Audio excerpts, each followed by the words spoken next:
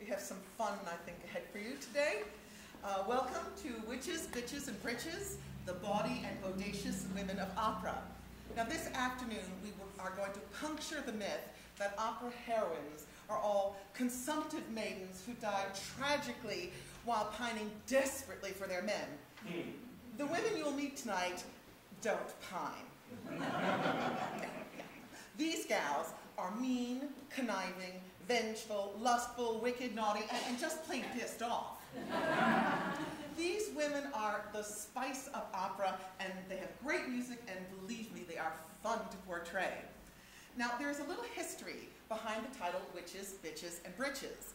The term originated because of the types of roles usually assigned to mezzo-sopranos. Usually they're not the ingenue, but they're the supernatural character, hence witches, or they're the nasty mother-in-law type, hence bitches, and then they wear men's roles, so that's the Britches. I got a little mixed up. It's a tongue twister.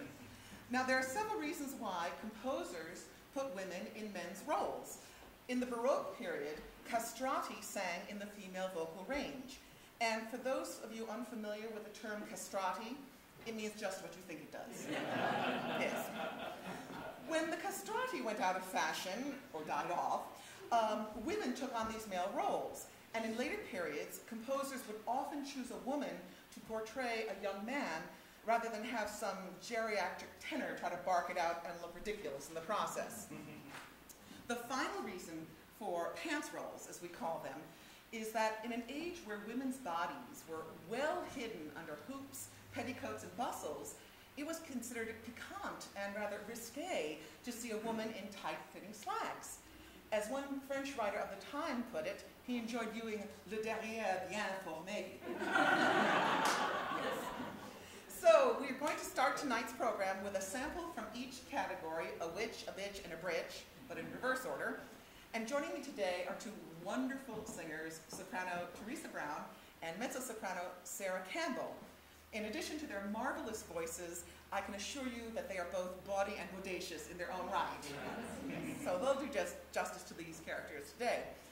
So before we get started, you've gotten the cell phone warning, and I'm also supposed to tell you people in the front row not to tap your feet and mess up the mics. So that's the whole technical thing. And now I want to introduce our orchestra for the afternoon, Maestro Valery Rivkin.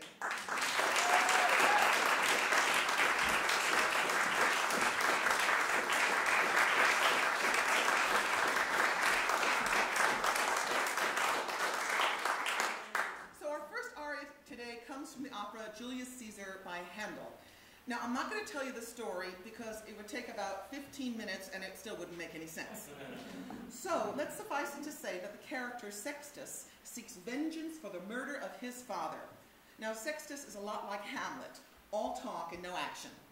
But, however ineffective he may be, he still does have great music to sing.